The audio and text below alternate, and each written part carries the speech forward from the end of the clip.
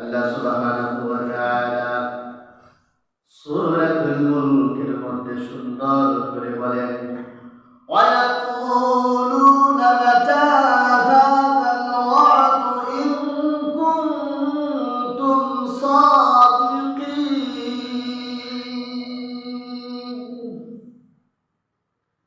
আল্লাহ রাব্বুল আলামিন বলেন, কাফিররা কিয়ামতকে বিশ্বাস করে না, কাফিররা কিয়ামতকে বিশ্বাস করে না বলে তারা যখন কিয়ামতের আলোচনা শুনে, কিয়ামতের বর্ণনা শুনে, তখনই রাসূলকে বলেন, হে মুহাম্মদ, তুমি যদি সত্যবাদী হয়ে থাকো তাহলে বলো কিয়ামত সংঘটিত হওয়ার ওয়াদা কখন বাস্তবায়িত হবে। আল্লাহ রাব্বুল আলামিন কুরআনের ভাষায় এরকম ভাবে বলেছেন, ওয়ায়াকুলুনা মাতা হাযাল ওয়া'দু ইন কুনতুম সাদিকিন। হে মুহাম্মদ, তুমি যদি সত্যবাদী হয়ে থাকো তাহলে বলো কিয়ামত সংঘটিত হওয়ার ওয়াদা কখন বাস্তবায়িত হবে। আল্লাহ রাব্বুল আলামিন এই প্রশ্নের জবাবে রাসূলকে জানিয়ে দিলেন, হে রাসূল, আপনি বলে দেন, কুল ইন্নামাল ইলমু ইনদাল্লাহ ওয়া ইন্নামা আনা নাযীরুন। হে রাসূল, আপনি তাদেরকে বলে দেন, এই জ্ঞান তো কেবল একমাত্র আল্লাহ রাব্বুল আলামিনেরই আছে। আমি তো একজন সুস্পষ্ট সতর্ককারী ছাড়া আর কিছুই নয়। কিয়ামতের ভয়াবহতা তোমাদের কাছে পৌঁছিয়ে দেওয়াই হচ্ছে আমার একমাত্র কাজ। কিয়ামতের ভয়াবহতা তোমাদের কাছে এই বার্তাটা পৌঁছিয়ে দেওয়াই হচ্ছে আমার দায়িত্ব,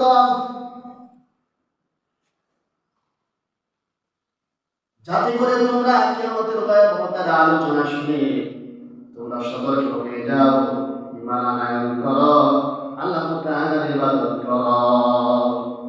কিয়ামতের ভয়াবহতার যে আযাবের বর্ণনা এজন্য আমি করি, যাতে তোমরা এই আলোচনা শুনে, এই বর্ণনা শুনে যেন তোমরা সংশোধন হয়ে যাও, তোমরা সতর্ক হয়ে যাও, যাতে করে তোমরা ঈমান আনয়ন করে আল্লাহ তাআলার ইবাদত বন্দেগী করো। এই জন্য শুরু তাই আল্লাহ রাব্বুল আলামিন ঘোষণা করে জানিয়ে দিচ্ছেন যে فلما رأوه زلفة سيئت وجوه الذين كفروا وقيل هذا الذي كنتم به تدعون। অতঃপর যখন তারা তাকে দেখতে পাবে, অর্থাৎ কিয়ামতকে নিকটে উপস্থিত দেখতে পাবে কাফিররা, তখন কাফিরদের চেহারা মলিন হয়ে যাবে। তখন তাদেরকে বলা হবে, তাদেরকে হীন করার জন্য বলা হবে, এই তো কিয়ামতের ওয়াদা বাস্তবায়িত হয়ে গেছে, তোমরা যা দেখতে চেয়েছিলে, তোমরা যা স্বচক্ষে দেখতে চেয়েছিলে, এই তো কিয়ামতের ওয়াদা এইমাত্র বাস্তবায়িত হইতেছে। যখন কিয়ামতের ওয়াদা বাস্তবায়িত হচ্ছে, এইটা কাফেররা স্বচক্ষে দেখবে, তখন তারা আফসোস করতে থাকবে। আফসোস করেও তাদের কোনো লাভ হবে না, কোনো ফায়দা হবে না। আল্লাহ রাব্বুল আলামিন বলেন, কুল ইন আরাইতুম ইন আহলাকানি আল্লাহু আও মান মা'িয়া আও রাহিমানা ফামান ইউজিরুল কাফিরিনা মিন আযাবিন আলীম।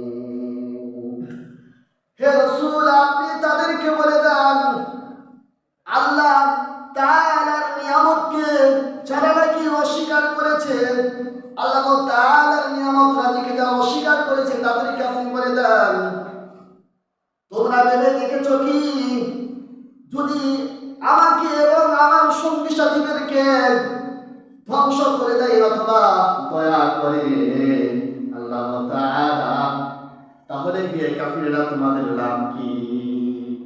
কাল কিয়ামতের কঠিন ভয়াবহতা থেকে তোমাদেরকে কে রক্ষা করবে, কে বাঁচাবে? আল্লাহ তাআলা রাসূলকে বলে দিচ্ছেন, হে রাসূল, আপনি কাফিরদেরকে বলেন যে আল্লাহ তাআলা যদি সঙ্গী সাথীদের সাহাবীদেরকে যদি ধ্বংস করে দেন, দয়া করেন, হে কাফিররা, তোমাদের তাদের ফায়দা কি, তোমাদের লাভ কি? কাল কিয়ামতের ভয়াবহতা থেকে তোমাদেরকে কে রক্ষা করবে? আল্লাহ ছাড়া। আল্লাহ ছাড়া কেউ রক্ষা করার আর কেউ নাই, কোনো মালিক নাই। আল্লাহ রাব্বুল আলামিন জানিয়ে দিচ্ছেন, কুল হুয়ার রাহমানু আমান্না বিহি ওয়া আলাইহি তাওয়াক্কালনা ফাসাতা'লামুনা মান হুয়া ফি দালালিন মুবিন। আল্লাহ রাব্বুল আলামিন জানিয়ে দিলেন যে, হে রাসূল, আপনি বলে দেন আমরা তার উপর ঈমান আনি, তিনি হচ্ছেন দয়াময় আল্লাহ, যে দয়াময় আল্লাহ রাব্বুল আলামিন কাল কিয়ামতের ভয়াবহতা থেকে আমাদেরকে রক্ষা করবেন, তার উপর আমরা ভরসা করি। তার উপর কি করি? আমরা ভরসা করি, তার উপর আমরা নির্ভর করি, তার উপর আমরা ঈমান রাখি যে আল্লাহ রাব্বুল আলামিন কাল কিয়ামতের ভয়াবহতা থেকে আমাদেরকে হেফাজত করবেন। তিনি হচ্ছেন কে? তিনি হচ্ছেন দয়াময় আল্লাহ।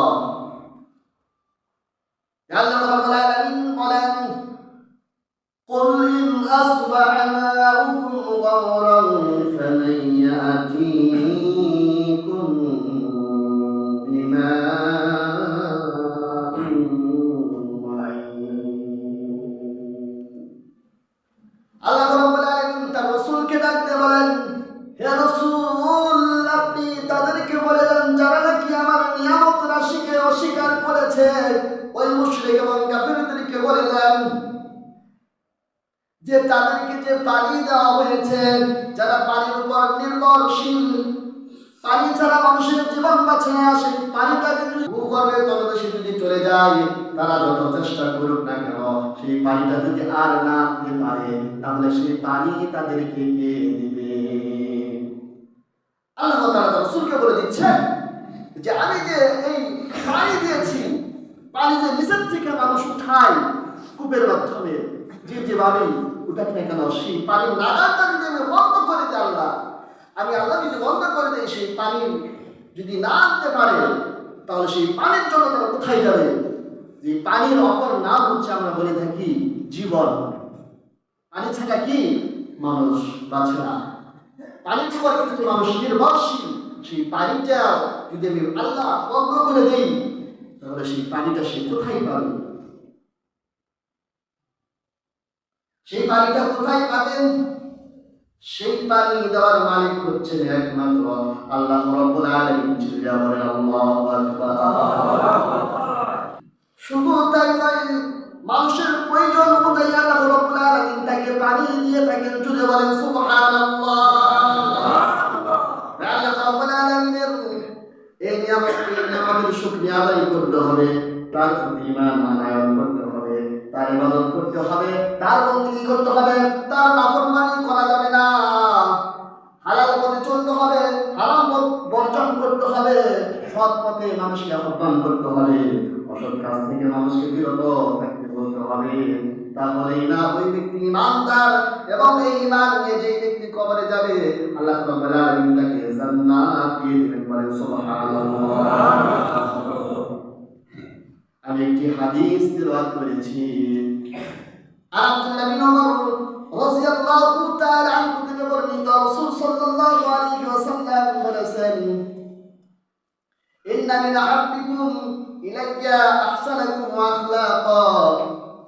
হযরত আব্দুল্লাহ বিন ওমর রাদিয়াল্লাহু তাআলা আনহু থেকে বর্ণিত, রাসূল সাল্লাল্লাহু আলাইহি ওয়াসাল্লাম বলেছেন, তোমাদের মধ্যে ওই ব্যক্তি আমার কাছে সবচেয়ে প্রিয় যে সবচেয়ে বেশি চরিত্রবান। তোমাদের মধ্যে ওই ব্যক্তি আমার কাছে সবচেয়ে প্রিয়, যার আখলাক চরিত্র খুব ভালো, ওই ব্যক্তিটাই আমার কাছে প্রিয়। আর রাসূলের কাছে যে ব্যক্তিটা প্রিয় হয়, আল্লাহ রাব্বুল আলামিনের কাছেও ওই ব্যক্তিটা প্রিয় হয়। জোরে বলেন সুবহানাল্লাহ। আল্লাহ তাআলা আমাদের সকলের আখলাককে, চরিত্রকে সুন্দর করার তৌফিক দান করুন সকলে মিলে আমিন। বেশি বেশি নেক আমল করার তৌফিক দান করুন সকলে মিলে আমিন। নেক আমল করতে আল্লাহ তাআলা মহব্বত পারে সকলে মিলে আমিন।